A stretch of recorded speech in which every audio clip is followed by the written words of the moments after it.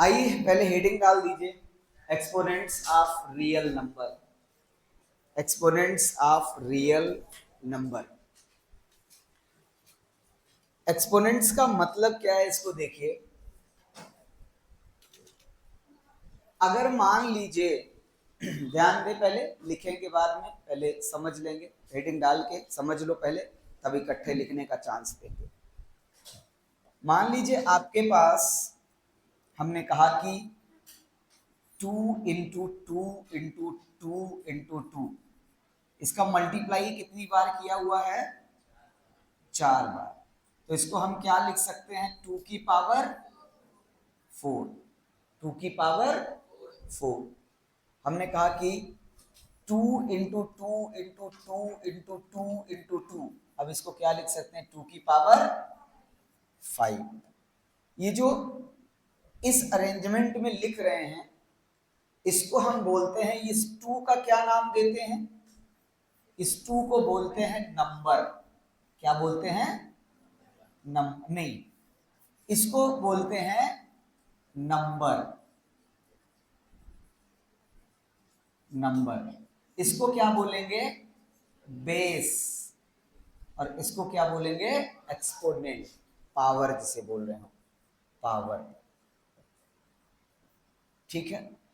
तो किसी भी नंबर पे अगर पावर लगी हुई है, मतलब उसका एक्सपोनेंट लगा हुआ है, तो वो मुझे एक इंफॉर्मेशन देता है, वो इंडिकेट करता है कि उस नंबर को कितनी बार मल्टीप्लाई किया गया है।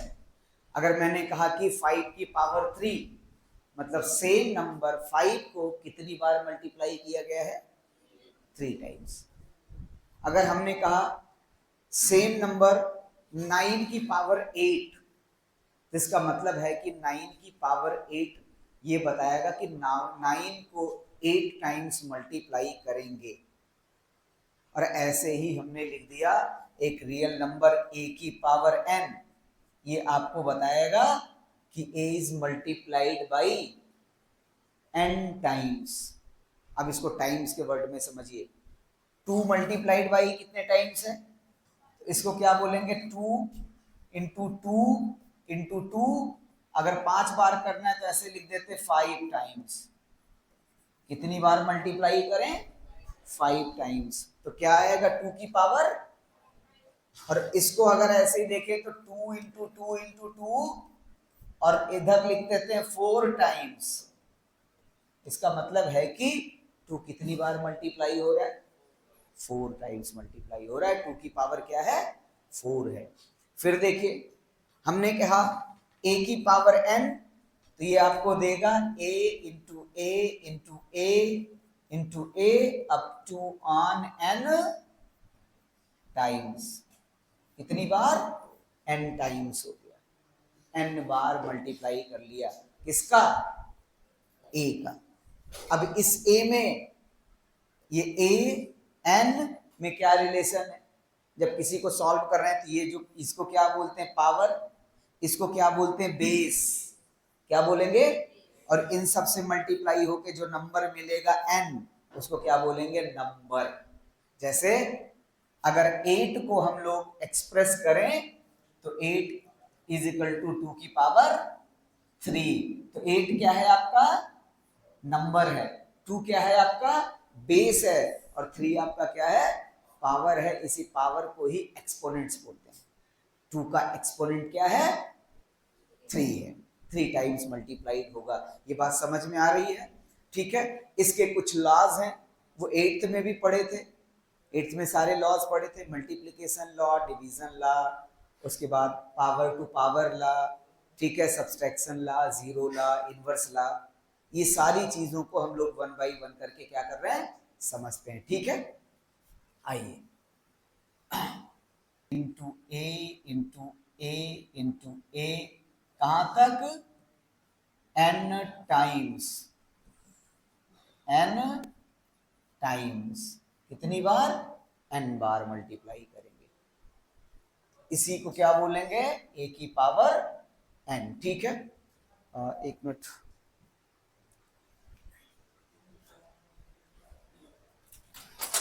अरे वो अब से कहें क्या? चले गए? ठीक है, इतनी चीजें हो गई सबकी। आइए रिमार्क डालिए इसमें। पहला पॉइंट देखिए क्या कहेगा,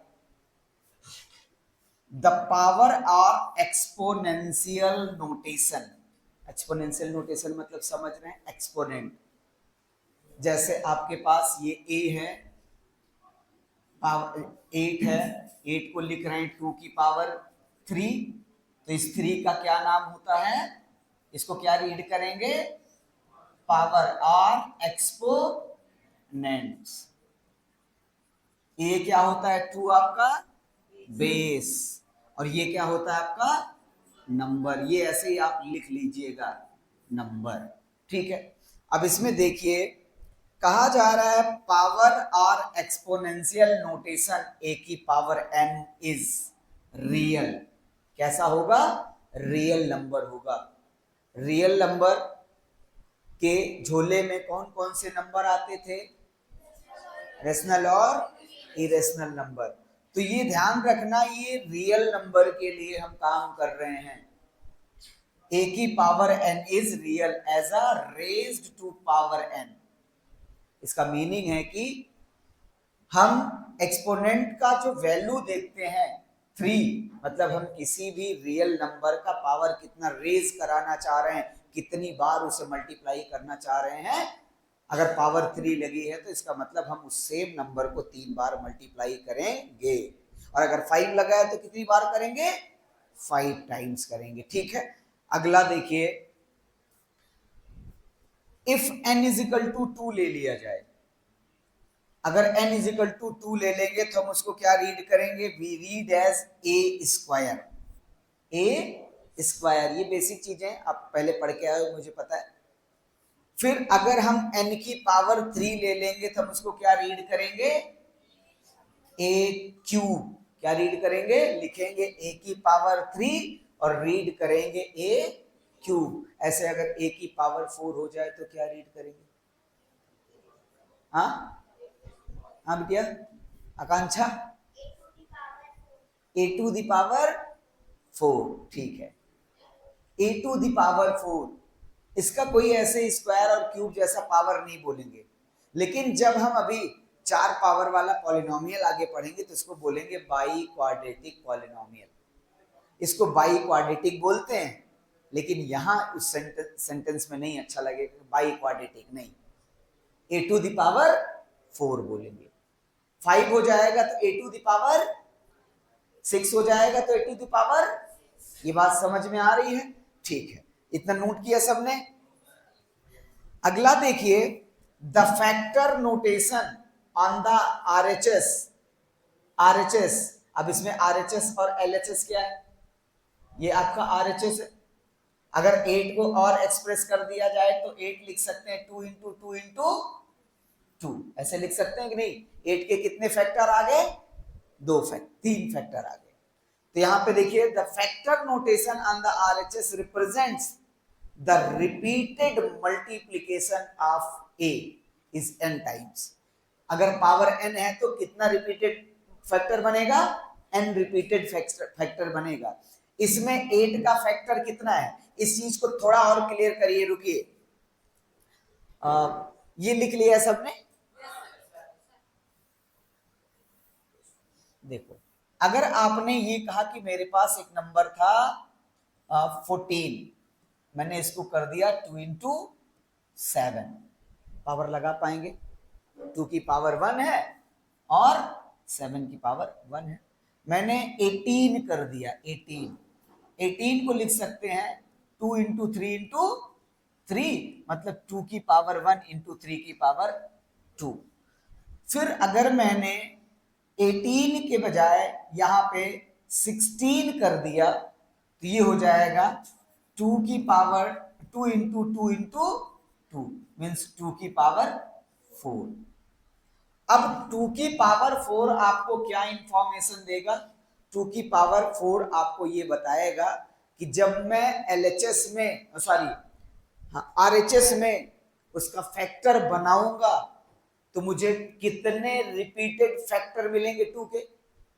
इसमें क्या कोई फैक्टर रिपीटेड मिल रहा है, नहीं मिल रहा है। 2 के बाद 7 आ जा रहा है, इसमें रिपीटेड फैक्टर कौन आ रहा है?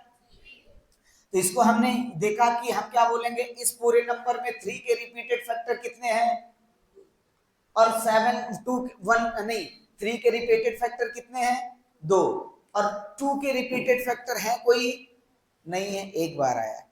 हमने आपके पास ऐसे एक नंबर अनजाने में एक्सपोनेंट्स पावर आप पढ़ लिए और एक एमसीक्यू अगर उठा के डाल दिया जो पेपर होने वाला है, ऐसा 8 के बाद ही डायरेक्टली कर देता, एक नंबर है 2 की पावर m इंटू 3 की power n, how many repeated factor in this number of 3? 3 के रिपीटेड फैक्टर कितने हैं, n है। और ऐसा सवाल अगर अभी पढ़ने से पहले आया होता तो शायद गलत करके आते, कर देते सही, पक्का गलती होती कि नहीं, हो सकती थी, कॉमन था। अगर मैं ऐसी सवाल रखा हूं और ऑप्शन में देता how many repeated factor of n, तो बच्चे पढ़े हैं लेकिन समझ नहीं पा रहे हैं कि ये मुझसे क्या पूछना चाहते हैं। इसका इंफॉर्मेशन ये होता है कि अगर कहीं भी ऐसे ऑर्डर में कोई नंबर लिखा है तो मुझे ये भी बताना चाहता है कि इसके इतने रिपीटेड फैक्टर आएंगे। कितने रिपीटेड फैक्टर 2 के आएंगे, m आएंगे। एक नंबर अगर लिख दिया 2 की पावर 7 इंटू 2 की पावर 5, हाउ नहीं 3 की power 5, how many repeated factor of 3, how many repeated factor of 2। ये बात समझ में आने लगी सबको, ठीक है, आगे चला जाए, ठीक। ये